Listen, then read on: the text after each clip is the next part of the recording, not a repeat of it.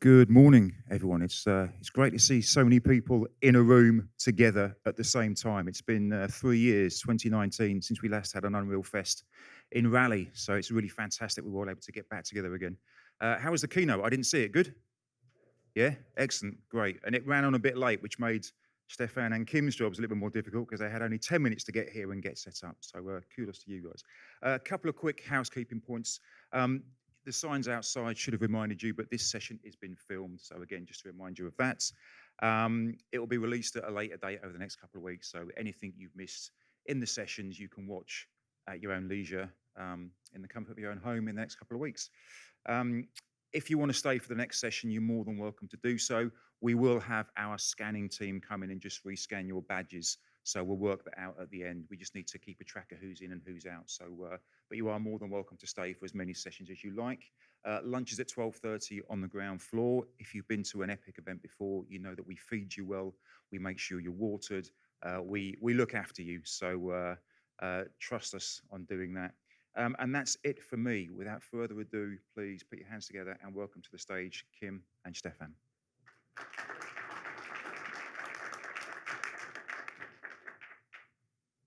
Yeah, thank you, Keith. And it's more than great to be back. And actually, I was not aware that so many people want to sell cars in the metaverse. So I was actually expecting just a few of you guys here. So, but it's more than great that you're here and that you're spending the next couple of minutes with us. So we just jump right into the topic, and we want to make it some housekeeping notes, Keith, because we want to clarify the term metaverse, because the term metaverse right now is one of the most hyped and one of the most talk topics all over, and also all over the Epic Fest. And I think this is super important to get this right. So we don't see at MHP the metaverse, the term metaverse, at that place for that one embodied experience where you have to go at some certain time. We see it more than an era, and the era actually already started, which means like we are all living and working and connecting and collaborating in the metaverse already. And therefore, we thought that it's actually quite valuable to talk to you and to talk today about how we can leverage also like that kind of technology, that emerging space which we all together can create, and where we can fill with wonderful experiences, also like for the automotive industry, and how we could leverage that kind of emerging space to actually sell cars. And this is what we want to talk to you in the next couple of minutes. And yeah, before that, I think it's important that we are here as creators of that space, which means like, so Epic gives us a wonderful foundation, a technical foundation to be creators in that space, in the metaverse, as creatives, as 3D artists, as developers. And these guys are actually building the space. So the metaverse is not the space where everybody can talk to, and then at some certain time it magically appears and we all can go to that space. So that's not the case. It's a place made from creators, and this is something which can also leverage for corporations. And today we want to talk to you about the project which we launched in 2020. So it's a famous car maker. You see it in the background. It's a famous car maker from the UK. It's Aston Martin. It's a world brand. It's one of the fascinating brands of the couple of years. Also familiar in the entertainment industry and stuff like that. And what we did is like we built a corporate metaverse application for Aston Martin to actually sell cars. And before the fun part starts, so you have to just wait a couple of minutes because we first want to introduce ourselves. So this is Kim, and Kim starts with the fun part in a couple of minutes. He is our lead Unreal developer at MHP. And my name is Stephan. I'm responsible for the business practice of MHP when we are talking about immersive experiences, when we are talking about creating worlds like that. Yeah, and MHP is a global consultancy with more than 3,500 people working all over the globe. We have entities in the US, we have entities in Germany, we have entities in China and the UK for sure. And yeah, and we are more than pleased that Epic Games invited us for today to talk about the project. And as always, when we approach a project, so we see some room for improvement. And this was also in this project and in all of the projects was this is the place like how we should improve. And all of the existing digital experiences were not based, and this is also like a great foundation for game technology, because it's based on fun, it's based on interacting, it's based on 3D, it's based on virtual worlds. And this is something which we wanted to adopt also to the corporate world. And in the corporate world, so all of the companies kind of are in the same situation if they want to build engaging experiences. So they lack in conversion rate, so they lack in customer centricity. So there's not the same feel if you want to buy a car than if you interact in computer games. So it's a completely different experience. And this is something we wanted to change, and we actually changed. And and this is also something which we want to talk today, because it's about selling cars, and selling is always based on KPIs. So this is probably the kind of boring part of today's talk, but we can see that the numbers based on excitement, if you can create excitement in that space, we can see, okay, it has a tremendous impact and a direct impact, an immediate impact on driving sales. And for sure, and this is also like the part when it comes to corporations, so there's always legacy. And when it comes to legacy systems, and so we need to incorporate and to connect and to distribute a well connected platform and ecosystem, which is integrated to the backend systems and all the stuff. And this is also something which we did, and which is also like a really famous practice of MHP, what MHP is doing, like all over the industries. So yeah, and basically, and this is just a rough overview. So what we did when we started with the project, so we are trying to make it as simple as possible. In the automotive industry, so these are huge corporations, and they're struggling with simplicity sometimes.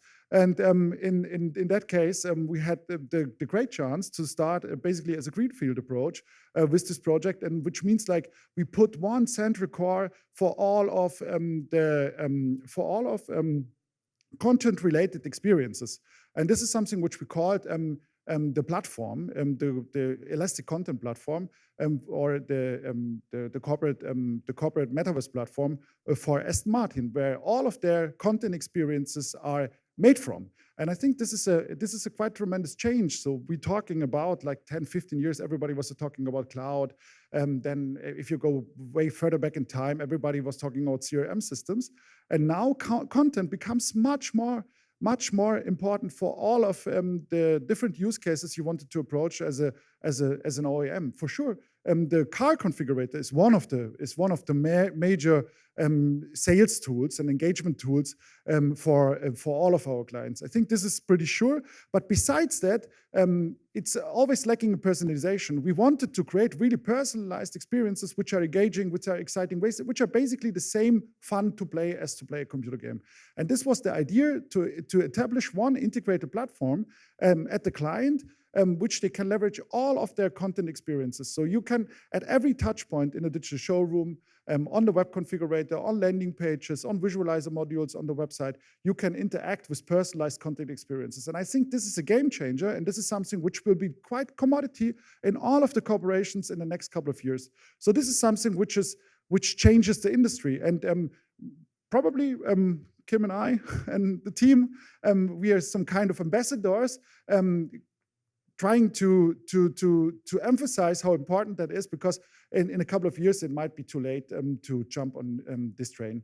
And as you can see, when we approach something like this, so we did the whole transition of this project in roughly 7 months. So we started with the strategy. And then we approached the transition phase, which means like replacing the existing solution of Aston Martin with the new solution.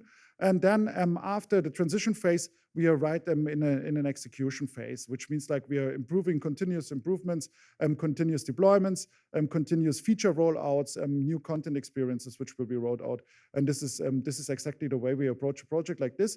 So we want to push really like this and to support this over the entire life cycle of the project. So this is also like something which is quite not so familiar in the industry. And I think when you think about game development studios, I think it's also pretty natural that there's a cross-functional interdisciplinary team in place at the clients or at the projects, which are serving, like when it comes to the solution from an end-to-end perspective. And this is super, super important. We have a cross-functional team for this in place with back-end developers, front-end developers, game engineers, 3D artists, user experience colleagues, designers, and all the stuff. And this is super important that you have that kind of cross-functional approach in place. Otherwise, you're lacking in speed. And this is something which you can really accelerate if you have a team like this in place. And yeah, after 7 months in 2021, the solution went live. And since then, we are working like basically in a team to support and to enhance the whole experience further and on an ongoing basis. Yeah.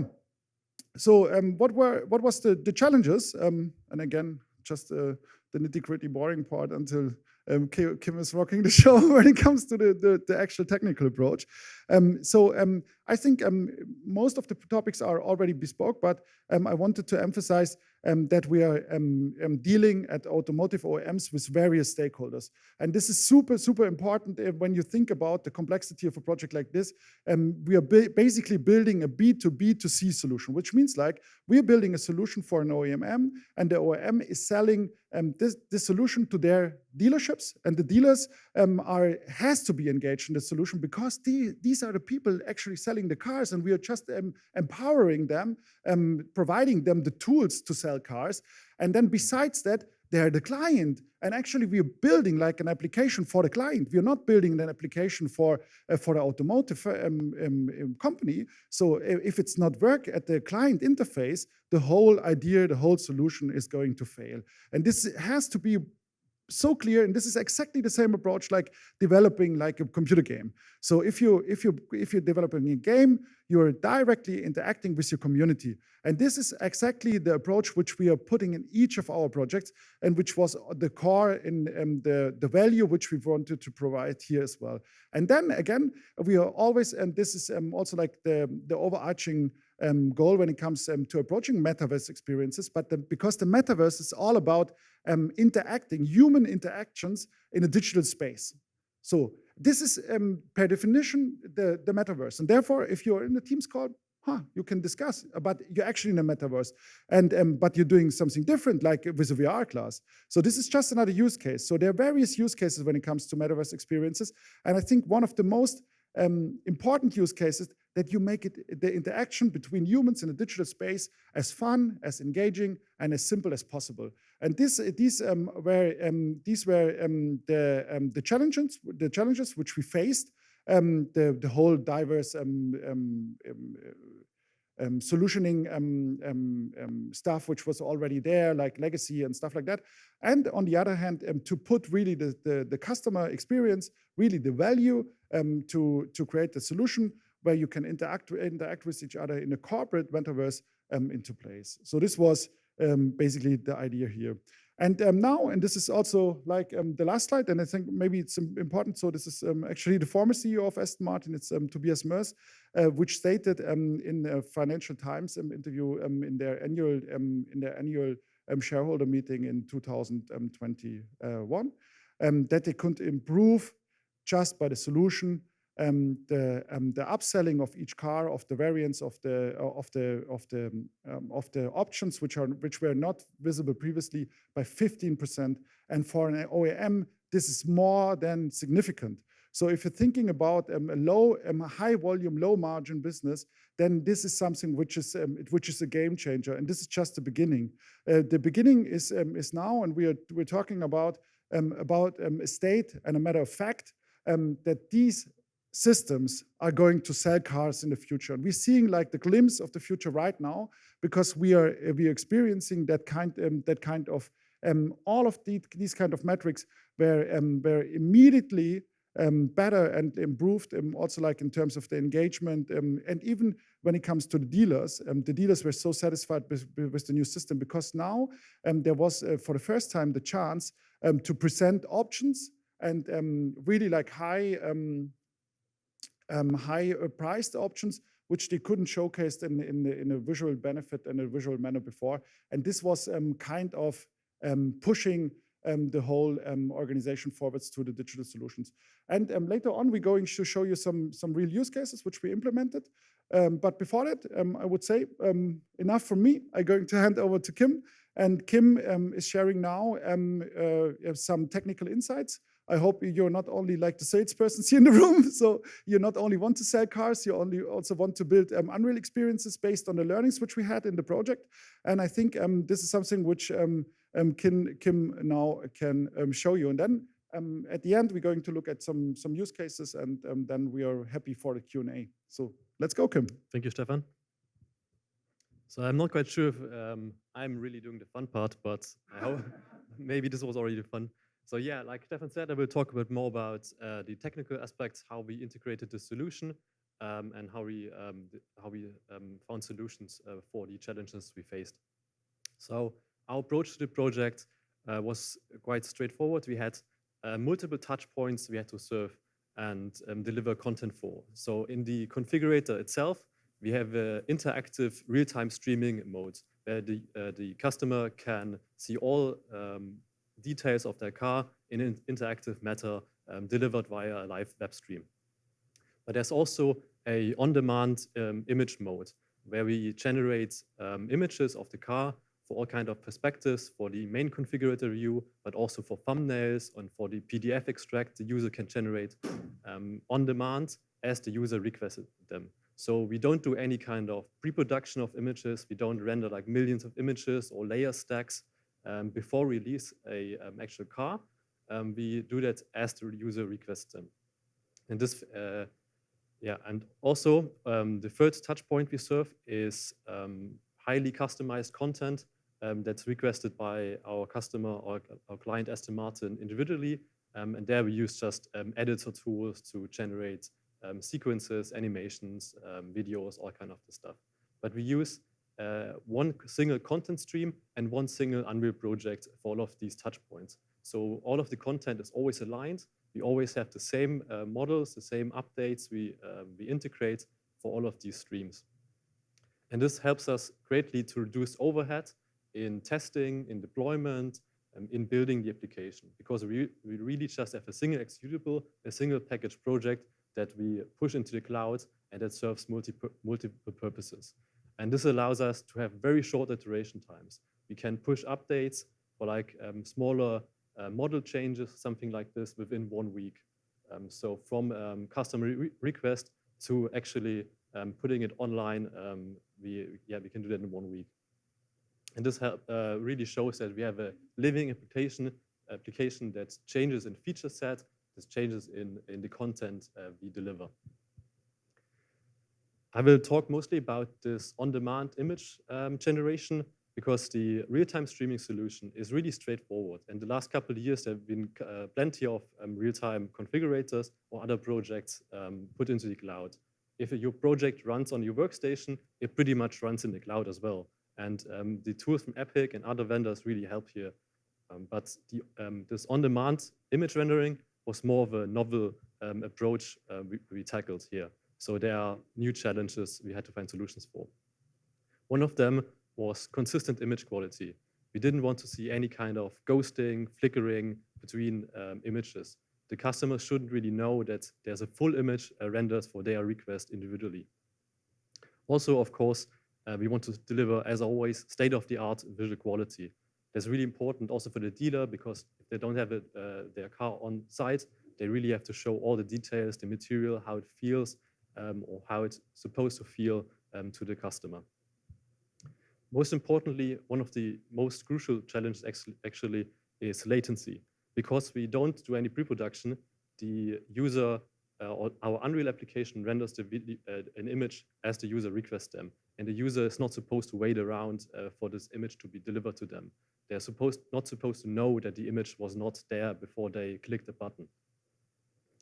Also, what's quite challenging, we are in a cloud environment, so the hardware is not quite state-of-the-art. We are running on a NVIDIA T4 GPU, which is like a modern GPU. It has modern ray tracing features, which we already also use, but it's not very strong in terms of compute power. Also, we have a very large amount of content. We're serving the whole model range of Aston Martin for all different markets all around the world, with each market specific individualizations. And also, this content keeps growing as our content, as our application grows. And we really want to show the cars in an emotional matter. So we add like more environments. The user can experience their car and more features. And as always, cost is always a factor. It was never like a blocking issue here in this project, but I'd rather spend the money or the customer's money on implementing new features and improving the user experience than on a hardware bill. So there are two key performance metrics we have to consider when talking about on-demand rendering. There's the image latency. So that's the overall time it takes a single image from the user request until the user gets feedback and the image is delivered. There's the UX researcher Jacob Nielsen said or wrote in one of his books in the 90s already, 1 second is about the limit of the user's flow of thought to stay uninterrupted. So this 1 second limit was really a benchmark for us we wanted to aim for and achieve. We didn't want to have the user waiting around, maybe get distracted and leave the configurator. It should be like a seamless experience. The second metric is overall system throughput. It's basically how many images we can render per minute or per hour, like any time scale. And this, of course, is influenced by the latency itself.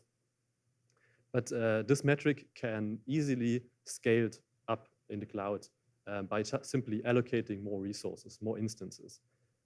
On the other hand, the image latency can't really solved by throwing hardware at it, because the cloud vendors don't really have any other hardware than the one we use. So here we had to really become smart about the development of the application, optimization to achieve our goal of 1 second latency for an image.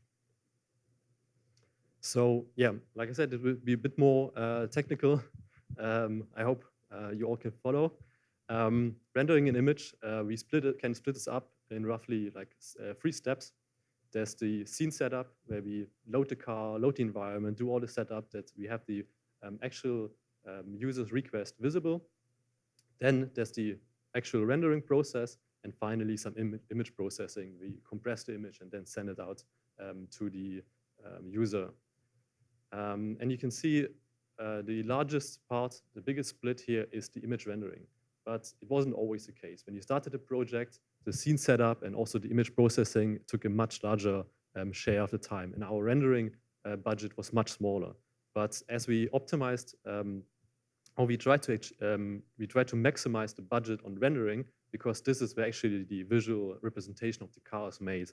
And the time in the setup and also the processing in the end is not really beneficial for the user. It's not generating a better image or anything. So we want to reduce those 2 steps and give all the budget to the rendering. And we can tell our artists and our content team they have 800 milliseconds to render out like a beautiful and high quality image.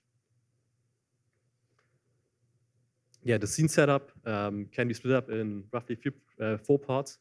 We have to load the car with the correct configuration, so switch visibility of geometry and apply textures, materials for the actual request. We then set animations. We just launched this feature a couple of weeks ago. We can now like experience the car with like open booth hoods. We can even open the hood and look at the engine. Something very special for Aston Martin, of course. We feature about 15 different cameras for each car, that the user can really look at all of the details of the vehicle. And then we also have to load the requested environment. As I said earlier, we want to show the cars really like an emotional and engaging way. So we feature 5 different environments. By launch, we had like 2 different ones. Now we grew this to 5. And all of this is served from a single application pool and a single request queue. So realistically, in the real world, we have to do all of these steps for every image we render out, because an instance might render an image for one user, and then for another user, the next one, and then back to the first user. And those 2 users, of course, might configure and use completely different cars. So all of these steps we have to fit in our budget, which I said earlier was about 80 milliseconds, which is like not a lot. It's like basically no budget at all.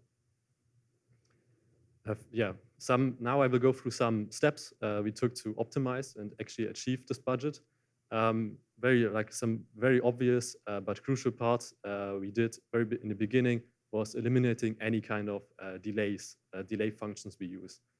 This is a bit of a hack, like a misused quick fix we had in place in many blueprints and scripts, which just solved dependency between actors. So in this small mock-up example, we have a begin play event, a delay, and then a setup car. And the setup car function might depend on some other actor that has to be spawned first, or it's something, something that we can't do in the very first moment after begin play, so there was a delay in place. And of course, we can't really spend any time on waiting around. There's just no time for it. The user experience will be impacted by stuff like this. So we had to go through our code base, clean it up, remove any kind of delays, sort out our dependency between actors, and then basically call all of them in the right order manually. And if necessary, if absolutely necessary, any kind of delays should be handled in the number of frames, not time. And this way we can keep our application frame rate independent. And if we improve performance, it will also carry over here. Another thing we used excessively was any kind of like preloading and caching. In this 80 millisecond budget, we can't really spend any time on loading assets from the disk. Even if it's fast SSD, it's just not fast enough to serve content in this small time window. And our applications, they run in the cloud for like multiple days, and they rendered thousands or tens of thousands images in one session. So what we do basically is we load all of the content, like 95% of the assets we use for the cars, for the environment, on startup, and then persist them in memory for the whole duration of the session, so for multiple days. So our startup time is a bit longer, but then we have actually 0 loading times during runtime, and the user experience is not affected by waiting for the hard drive or the SSD to serve content. And actually, I said the GPU we use is rather weak, but it does have 16 gigabytes of memory, which is quite a lot. So we want to utilize the advantages of the hardware we have to make up for its disadvantages. Of course, 16 gigabytes is a lot, but it's not limitless. We really had to optimize our content and our memory footprint to fit into the 16 gigabytes of memory. So one of the steps is really taking care of all the texture compression settings. So if something is overlooked, maybe we import a texture, we just take it as it is. But there's a lot of optimization we can do here by changing which compression mode we're using. Also, we use a lot of modular content. We basically want to add more content or remove it as freely as possible. But as we add more different environments and different cars, we try to share a lot of the content between them. We don't really have the budget to have any kind of duplicated assets in our content. And also using like reasonable or like not always the highest texture resolution is really important, especially with tools like Quixel. You can simply import your assets and you get like great high quality textures. But maybe you don't always need like a 4K texture everywhere. Maybe you can scale it down. And as we have a very limited user interaction, especially in the rendering on demand mode, where it's really just camera perspectives without any zooming or anything like this, we can really serve or optimize our content for this perspective as we do have. And as the content always grows, this is really a continuous effort. Basically, we maxed out our memory budget way before we had that much content in our application. But as we added more content, we went back to the existing one, optimized it to be available to fit into our budget of memory. And Unreal provides some great tools for that. Just an example, the size map in the editor or the mem report console command in DevBuilds, where you just get a list of all the assets and you can really pick the ones that are not as you want them, which are just too big, and optimize them so they fit in our budget. Another way how we improved our loading times a lot was by changing our way how we handle level and texture streaming, so all kind of content streaming. This is a great tool or great feature that's enabled by default in the engine. So it basically allows you to stream in content without any hitches, without any stuttering in the background. So this is great for any kind of real-time interactive application, especially for games with large worlds. But for our use cases, it just carries too many disadvantages, especially just in like performance metrics, because it makes the application slightly unpredictable.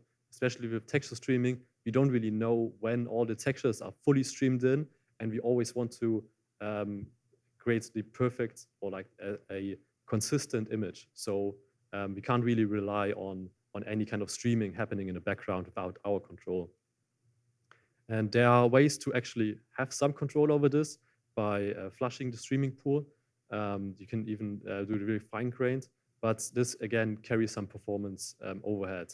So it just takes a few milliseconds, and in this environment, we really don't have any milliseconds left. Same goes for level streaming. It just carries always a little bit of a delay with it. So our brilliant solution was just simply disabling the features. So we disable texture streaming altogether, and we only rely on sync level loading. Or it's not even true. In the real-time mode, so the streaming mode, we do use texture streaming just to give us a little bit more headroom. And this is one of the very few changes our application makes between image rendering and streaming mode, although we have like a single executable that can serve both purposes. So after we loaded our car, we loaded our environment, everything is done, we can finally start rendering. And as we have a real-time application, might be a bit counterintuitive. Why does it take 800 milliseconds to render an image? If you're in a real-time environment, shouldn't be like 33 milliseconds. That's what it takes to render a frame usually. But it's unfortunately not that simple. First of all, we are rendering at 3K internally, so higher resolution than the user finally gets the images in. So our frame time is about 80 milliseconds for one frame. But because Unreal uses a lot of temporal effects, like for the ray-traced denoiser or also the temporal anti-aliasing, we can't only render a single frame. We have to actually render 8 frames to get the desired image quality, the image quality we're aiming for. And in this example, you can see the differences between rendering a single frame, a single sample, and 2 and 8 samples. So you can see the image quality greatly improves as we render more images for the final output. So basically, we're not rendering 1 frame, we are rendering 8 for each image. And therefore, our render time increases from not like 80 milliseconds to more like 640 or something. And then finally, after our image was rendered, we then have to also copy the frame buffer from the GPU to the CPU, which is actually quite slow. It's just physically moving a lot of memory. So another 100 milliseconds, and that's why we get to the 800 milliseconds roughly for rendering. And now here that we are rendering, we can apply all of the regular optimization strategies we use in a real-time application to improve the performance here as well. So optimizing materials, optimizing geometry, lighting, all of these things apply here as well now. But because we are rendering 8 frames, basically all the benefits we're making in 1 frame are multiplied by 8. So when we're changing settings or we're changing materials, we gain like, let's say 5 milliseconds. We actually, in the full process, we're gaining 40 milliseconds, which is quite significant. And because we are in a very limited environment, we can go even more into detail for optimization. We can optimize each camera angle individually. We can use different settings, different lighting settings for different camera angles. Some general learnings we've taken from the project and made throughout the development process and afterwards was one of them was to measure performance very early in the development process and throughout the whole process, because we want to spot regressions early and not lose the gains we've made before. Especially as our content grows, as we add more features, we don't really want to go back from this 1 second target we had initially set. We want to stay on this 1 second. Also, it's really important to communicate and commit to performance goals very early on. And as this is really like a team project, an interdisciplinary project, everybody has to commit and to this target. We can't really, for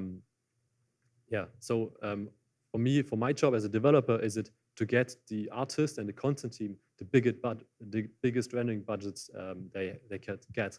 But their job is then use this budget wisely and not exceed it, of course. Also, it's very important to not ignore any kind of smaller gains that could be made. Sometimes it's just like 5 milliseconds here, 5 milliseconds there, but it really adds up. And as our budget is tight, every millisecond we save, we can then spend in rendering. One of these ways, one of these small gains is sometimes moving operations out of the hot path. So basically, we want to do as little as possible when rendering an image. So if possible, we want to move some operations to the beginning of the application, of the startup phase. That's basically similar to what I said earlier about the loading and caching of content. Also, it's very important to be mindful about like basic coding practices.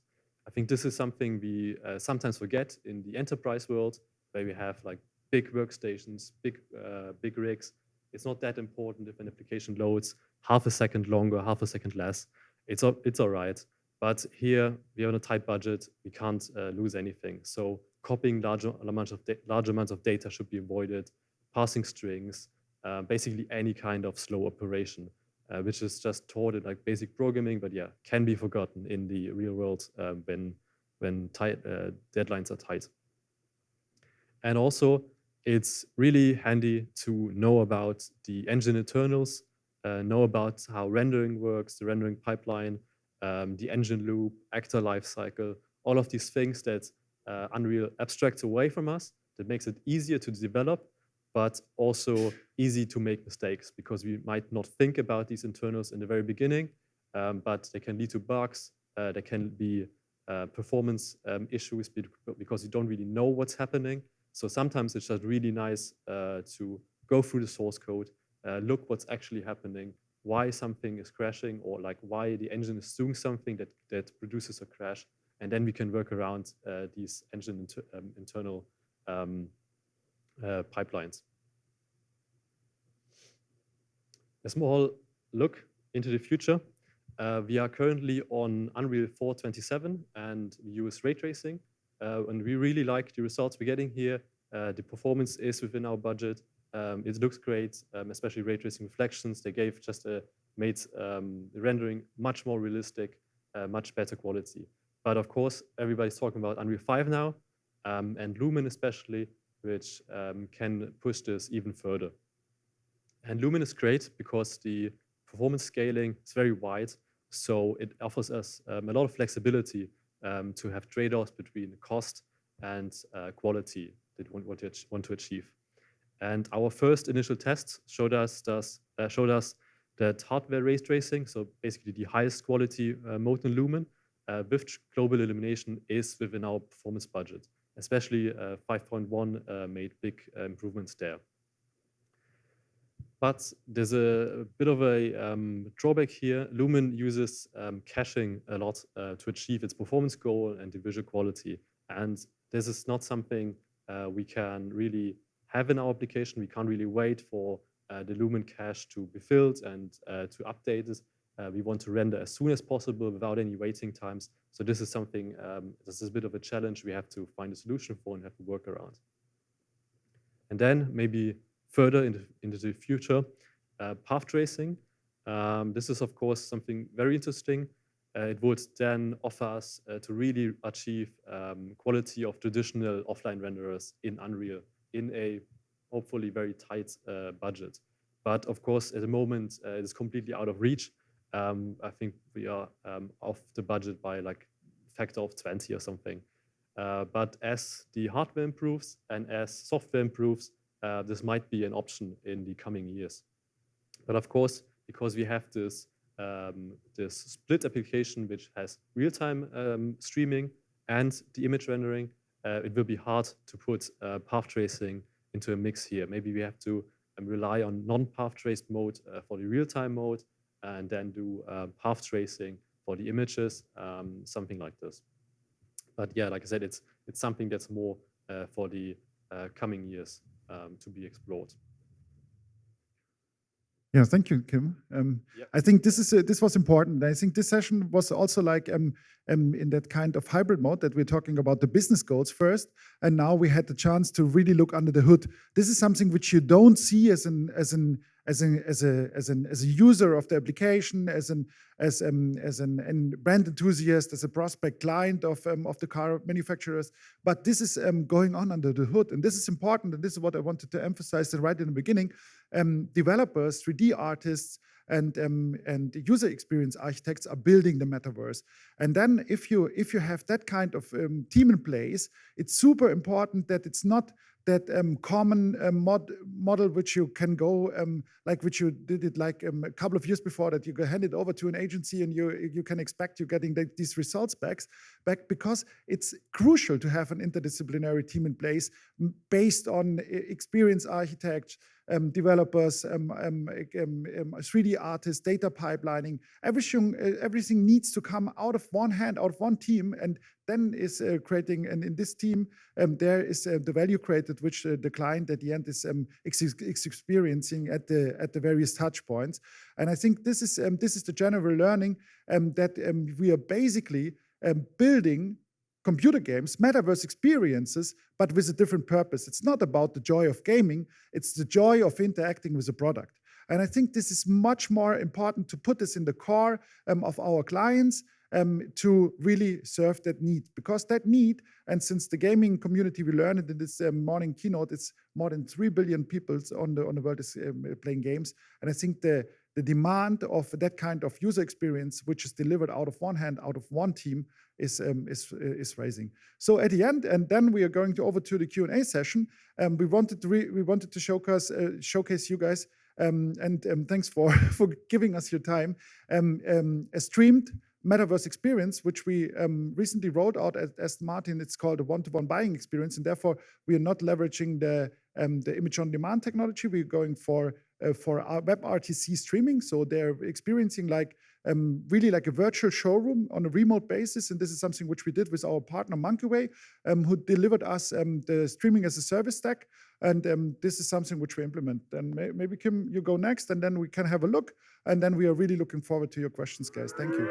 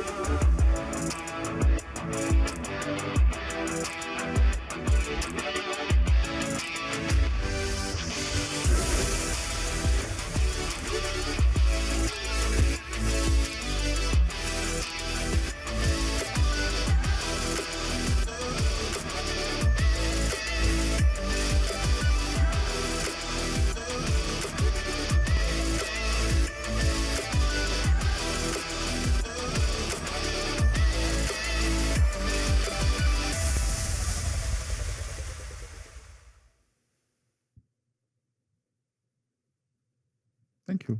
Yeah, thank you. Are there any questions right now? Just feel free. I think we just We have a mic here, sir, if you'd like to. Yeah, so you made a statement in the beginning of this whole presentation that it all filters down to the dealer operator. And that's such a true statement, because if the dealer operator and its salespeople aren't engaged, this will never succeed. And the other issue is that the way the auto industry is going today, the customer is basically controlling the sales process. So he's just collecting information. So the more that you are efficient in providing him with that information, the only thing left for him to do is basically decide where he's going to pick up his car. Yeah. So really the interaction is with the customer. The dealer is just basically going to deliver the product. So that's really the most important thing, is the interaction between the customer and your service that you're providing, that he can go look through that car, get all the answers that he wants in reference to what's available on that car, how does it look, how does it feel, how does it sound, all those things that he can experience at his home. And then he'll make that decision. So if you guys get there to that level of expertise, then I think you'll have a great product. Thank you really for that statement, or for that also for that related question. I think what you stated out is that kind of B2B2C experience, the journey. And I think it's super important that you're going to enable the dealers, and the dealers with solutions which are creating value also on their side. I think you can't see the dealer solution just as the solidity part of the journey, which are going to sell the cars. I think this is something which is going to change, because the customer behavior changed. So now we are quite familiar with video calls. We're spending video calls hours and hours, and clients and prospect clients of cars are going to demand an experience which is also the same as a remote experience as you're going to receive it, like if you're on the on-site dealership. And I think therefore, if you're just going to create that kind of added value also for the dealers, then you're getting them on board as easy as you can see. So we rolled out for a different client from Italy. We rolled out like a global showroom. And the dealers love the solution, because we implement after the configuration journey, when you spend 2 hours on site with your dealer. You have a great car, you spec'd it up, maybe your family is with you, you decided, you did emotional decisions like choosing the color and stuff. And then at a glimpse of the button, you can see your car racing on the Imola racetrack, and you can experience the car for the first time for what the car is actually built for, to drive. Not to be in a configurator. It should be like an emotion. And this is something which the technology can deliver in the best way. And I think this is the idea how we should approach that kind of B2B journey, because B2B2C journey, because it's quite complex. But at the end, if we're going to put the idea how we can create value also for the dealerships into place, then I think the whole journey makes sense at the end. Do we have any other questions?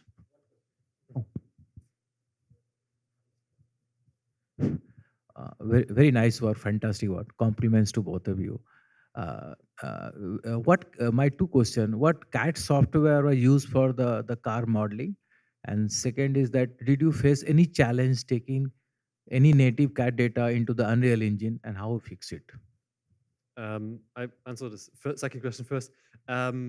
For getting data in, we have a bit of a custom workflow. We get actual CAD data from the client. So really, all the engineering data is there.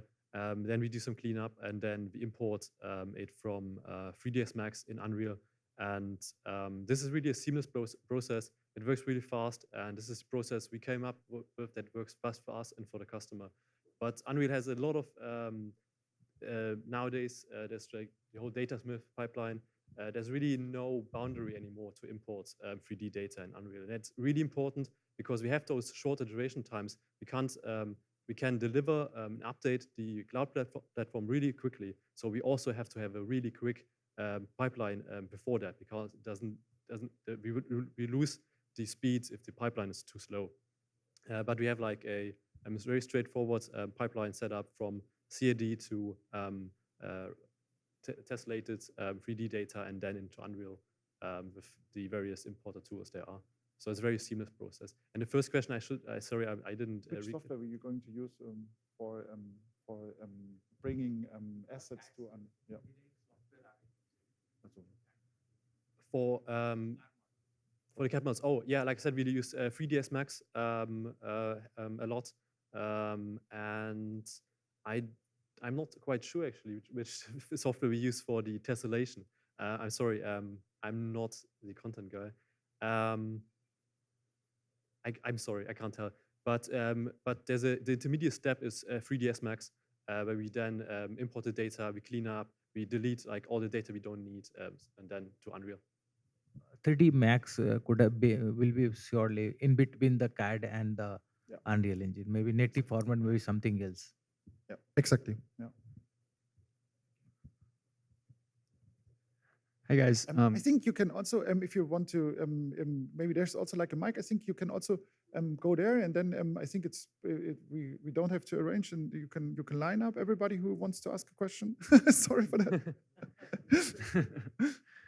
You guys mentioned data collection. We have quite some time left. Yeah.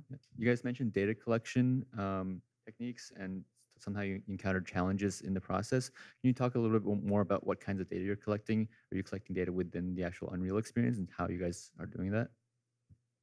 And also using the data?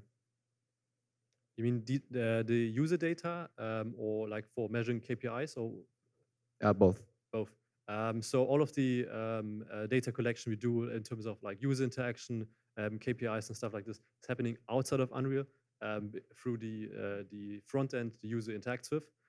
So there we just track all the clicks, and of course then on the client side and like Salesforce, where they can actually measure the shopping basket size and stuff like this. And the number of leads of the corresponding dealers. So everything is connected to the common analytics softwares, which you can find. And then we added also like a Salesforce workflow with Tableau and stuff, which is also visible to have like dashboards and KPI dashboards also for the dealers and for the headquarter available to see how the corresponding markets are performing. Yep. Got it. So do you track any data within the experience itself? And this is important what Kim mentioned. So it's a modular system. So the whole front end is like based on a front end library based on React or Angular, and it's just talking to the Unreal Engine. So we have like some API endpoints from the engine, which we can trigger via the front end. And so the tracking is super simple because it's just as simple as you track a common website. Yep. But we use Unreal really just as a visualization platform, and everything is driven by external systems, so we can track everything in these external systems. Got it. Thank you.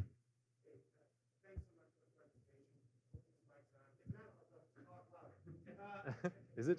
So, I got 4 sons. They all love cars, and I think these types of tools are a great generational tool. I hope you're keeping track of performance indicators that like future generational customers with these tools. I think they're very valuable. But you mentioned data, and I was curious if all of the color materials that you see in that book, is that all done in Unreal? So what I've seen going from Max to data to inconsistency. Yeah, we do all of that in Unreal because it is our visualization platform, so it makes most sense to offer the materials in Unreal where they actually gonna be rendered and displayed. So we do all of this in Unreal. Also, the collaboration with the client we do in Unreal, so all the material like fit and finish approvals are done directly in Unreal. Yes. Okay, and so that approval is being done with your client, and what's the final product in Unreal? Yes, exactly. Yeah. Thank you. Yes, another quick question also on data prep. You mentioned Datasmith, but what about using visual data prep? Did you guys use that at all? No, we don't use it at all. Also, like I said, like Datasmith is one of the tools that is available. We don't actually use Datasmith. We use also no visual data prep. We use it. We use 3ds Max for all of the data prep work, and then import it in Unreal. So there's a bit of a small tooling with like Python scripts and C++. We created ourselves that just assigns after the import from 3ds Max the final materials based on naming conventions, all kind of stuff like this.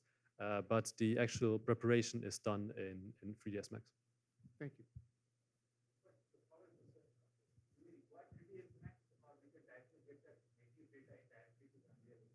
We use 3ds Max as intermediate and export FBX files, and then have small import scripts that import these FBX files to set up the cars.